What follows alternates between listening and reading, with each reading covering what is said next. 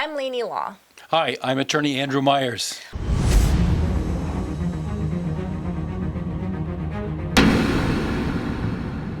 In today's episode, we're going to be talking about whether pictures, videos, and other evidence is always admissible in court.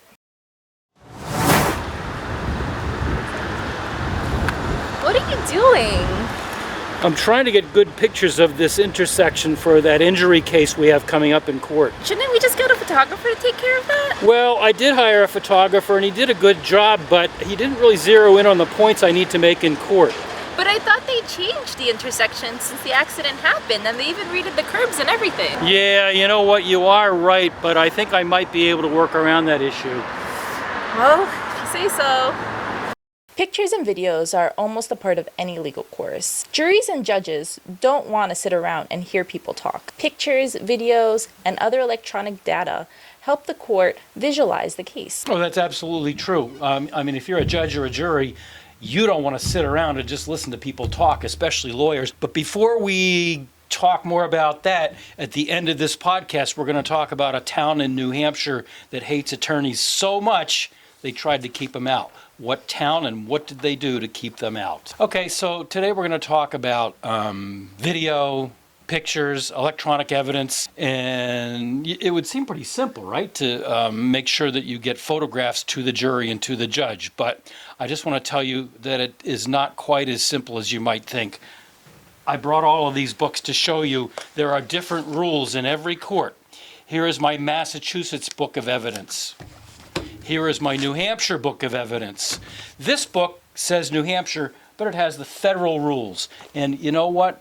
The rules are different no matter where you go. So it's not quite as simple as you might think. So, talking about different states and the different laws that apply to each one, why is it so different from each state to state, and what makes it so that electronic evidence would be possible to view in court? Well, for me to dig down into the details of every single state and every single court rule we'd be here all day, but we're going to talk about the generalities and the general things that you have to prove to get a photograph admitted into court. The first thing, obviously, is whether the photograph is relevant. I mean, you can't show a picture of a car if you're talking about a boat. So what is relevance? The legal definition of relevance is anything that tends to make a fact that's at issue in the case more likely or less likely. Sounds simple, right? So what's the big deal about something being relevant, and how can you prove that something's relevant? Well, relevance involves two steps. I already told you about the first step. The second step involves weighing several factors. In our full screen we're showing you right now, this is generally what the rules all say. The court may exclude relevant evidence if its probative value is substantially outweighed by a danger of one or more of the following: unfair prejudice, confusing the issues, misleading the jury, undue delay, wasting time, or needlessly presenting cumulative evidence. What does that mean? Well, if something is relevant, that might be fine for the court. But if it has a prejudicial effect, then it could bias the jury. Let me give you an example. There was a case in Massachusetts a criminal case in which a young woman had been assaulted and killed and stuffed in the trunk of a car. And the defendant was convicted of murdering the young woman. And one of his issues on the appeal was that this was very prejudicial to the jury to actually see the body of the woman stuffed in the trunk of the car. And it went all the way up to the appeals court in Massachusetts, and the appeals court said, well, you know what, every time we have a criminal case, we can't keep out the evidence just because it is gruesome. So in that case, the court said, we're going to allow that even though the defendant said it was very prejudicial or even inflammatory, and they allowed that evidence to go in. There was a New Hampshire case, however, that is a personal injury case. It was a civil case. There was a slip and fall, and the plaintiff had come down some stairs. He stepped on the snow, and underneath the snow was ice. And after the snow had melted, his attorney went and took pictures. Well, some of the pictures were kept out, not because the snow had all melted, but the reason that they kept the photos out, and this went all the way up to the New Hampshire Supreme Court, was these were close-ups that showed that the downspout coming down from the roof was a little bit too close to the steps. The theory being that the snow and ice would melt overnight and it would pool up at the bottom of the stairs and then freeze. But the real reason that the court actually kept some, not all of those photographs out was because the paint was actually chipped on the downspout, and the court said, that's going a little bit far, and maybe the jury could infer from that that the guy wasn't keeping up the property. So in that case, the court said that's really very prejudicial. So that's interesting to me. So it sounds like something really small is able to make a big impact on whether or not they allow a photo into court. Is this something that attorneys work towards keeping out? Like if they see something, like are they able to argue that it's prejudicial? Yeah, absolutely. I mean, in the very beginning here, we talked about how a photograph has to be relevant. And you know what? That sounds really simple, but there are people that will try and keep your photographs out of the case. And as a personal injury attorney, I will always take photographs of a car, of someone who's been injured, or that kind of thing. But the insurance defense attorneys will almost always object to your photographs. In fact, they have a website that explains all of that. And here I'm going to show you what they say on their very own screen. The insurance defense attorney website actually says to prevent the introduction of photographs at trial, one needs to evaluate if the photographs are an accurate representation for what the party seeks to show or argue through the image. Was the photo taken at a meaningful time? Does it provoke an emotional response, i.e. sympathy for the victim? Is it cumulative evidence? So yes, to answer your question, no matter what we try to do as personal injury attorneys, the insurance defense people 9 times out of 10 are going to argue to keep that evidence out of court. So it sounds like there's a lot of rules as to what can and can't be admitted into court. I guess my curiosity now lies in what would be the steps into getting something admitted into court? Okay, we've already talked about the first rule, and the first rule is relevancy. How could I forget that? The first rule is that it has to be relevant, and we have to balance whether the probative value of the evidence is not outweighed by substantial prejudice. The second rule is authentication. What authentication means is that, is this photo a fair and accurate representation of what it needs to show? In other words, in the example of the downspout, is the photograph fairly and accurately showing what the downspout looked like at the time of the accident? We already talked about probative value outweighed by prejudicial effect. The final step, which I touched on a little bit, is authentication. And that's pretty simple in terms of a simple photograph. Is it a fair and accurate representation? But if we're talking about more video evidence, or if we're talking about electronic evidence, the question comes, where did it come from? And I can give you an example. I had a client come to me, and she'd had a car accident. She drove from Derry over to Nashua, and she got in an intersection accident. And the other driver was a little bit aggressive, a little bit over-aggressive, and came out of the car and accused my client of talking on the cell phone. They claimed that my client, at the time that she went into the intersection, was talking on her cell phone. And my client swore. She said, no, I was not talking on my cell phone. And the Nashua police actually put it in their police report that she was talking on her cell phone because they were told that. So my client came here, and we sat down and we went on the computer, and we went through her T-Mobile cell phone company, and we actually brought up her bill. We were able to find an itemization of all of her calls, and we put it up on the screen here, and I'm going to show it to you right now. What the evidence showed was that she had left Derry at a certain time. She got a very brief phone call from her boyfriend. That phone call only lasted 2 minutes, and that was the last time she spoke on the telephone until she got over to Nashua, she got into the accident, and she called 911, and there it all is, right on that evidence. And so we had it on paper. Actually, we had it electronically on the screen. But to authenticate that, you actually need another witness. Fortunately, we were able to, in the end, settle that case. We proved she wasn't on the cell phone. It was, in fact, the other person's fault. And the other person unjustly accused my client of talking on her cell phone. So in order to authenticate that, we had to contact the cell phone company and get an official proof that it was a regularly conducted business record.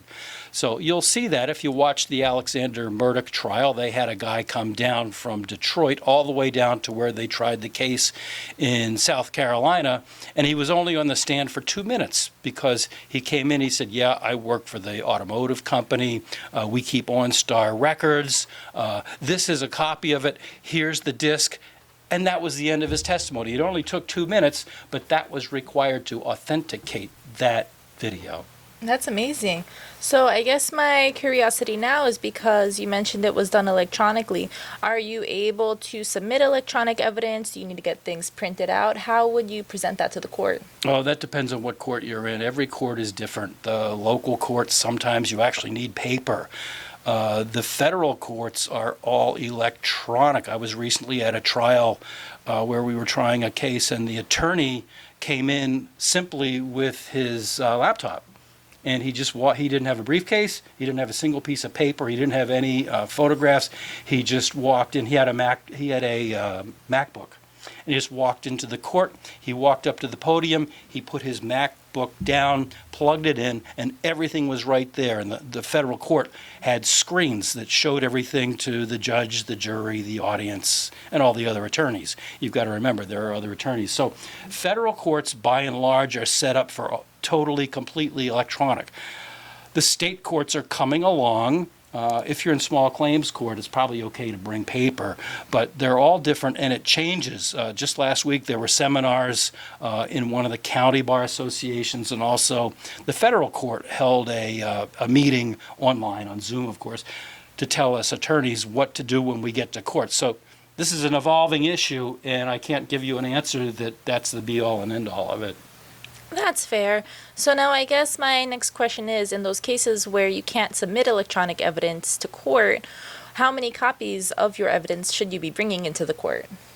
Well, if it's just a simple photograph, you should probably bring at least 3. If it's electronic, I guess the message I really want to get out to people is that you should know your court. You should have an attorney who knows your court. If you're an attorney in Rockingham County or Essex County or Boston or Manchester, you know your court. You know your local court. If you don't, you've got to get to know it. You've got to talk to other attorneys, or you've got to call the court clerk and say, what do I bring? But you should bring it. If you're in a court that still deals with paper photographs, you should probably bring at least 4. One you're going to give to the court, one you're going to give to the court reporter, one you're going to give to the attorney on the other side. And don't forget, you got to keep one for yourself, because if you don't have a photograph for yourself, what are you going to do? So I would say at least 4. Okay, that's awesome. Okay. So now I'm just curious, do you have any examples of what some of this evidence might look like? Oh, we have tons of examples, but I just happened to bring a trial notebook. And this is an actual trial notebook from a case that I had. And, it has all of my motions. It has all of the listing of all the other evidence. And in the back, we actually have photographs that were used, photographs of cars and other photographs. So over here, we're looking at a picture of a popped airbag. What is the process of getting a photo like this admitted into court?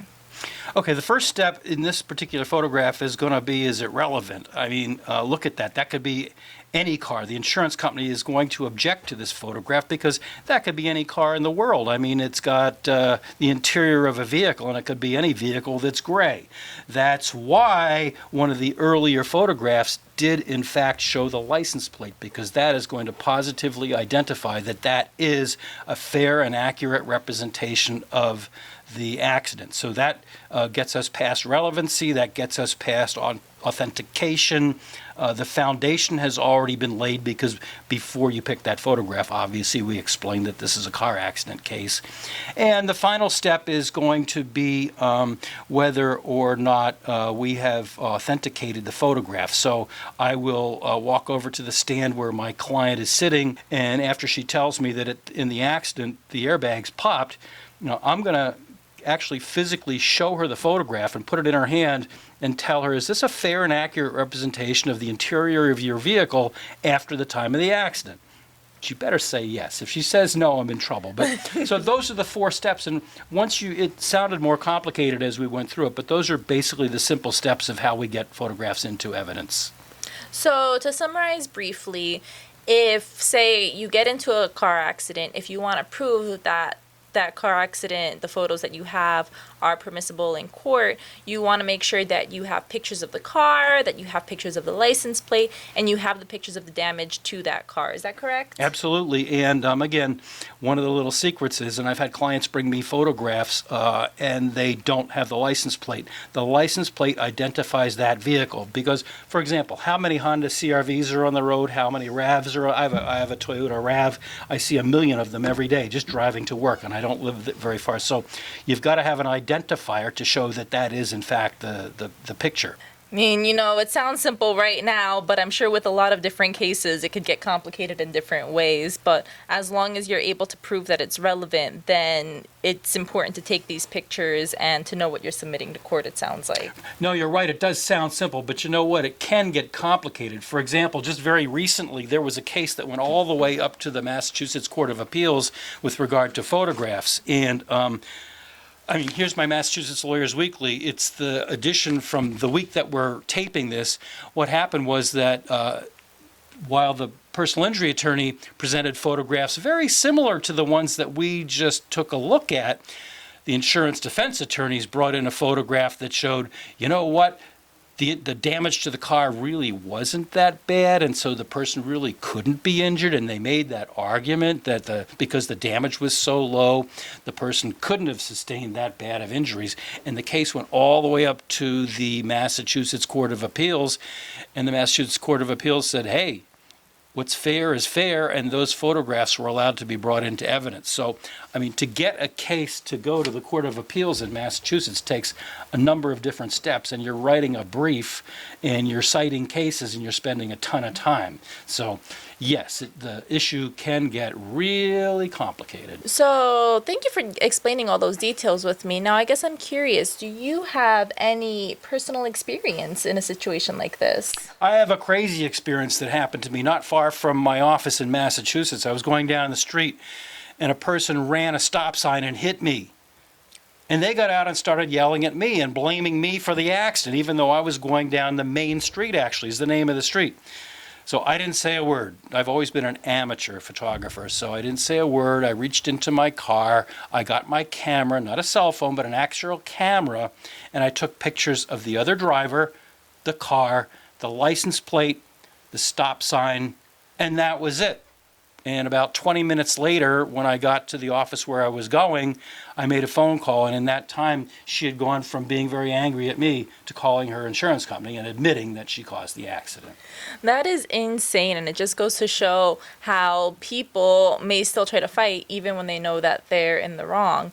So, speaking of trying to fight, we do have a story of a Derry attorney who actually had to fight for his right to stay in the town. So, let's go take a look at that. We get it. Attorneys are not the most popular members of society, but trying to keep them out of town?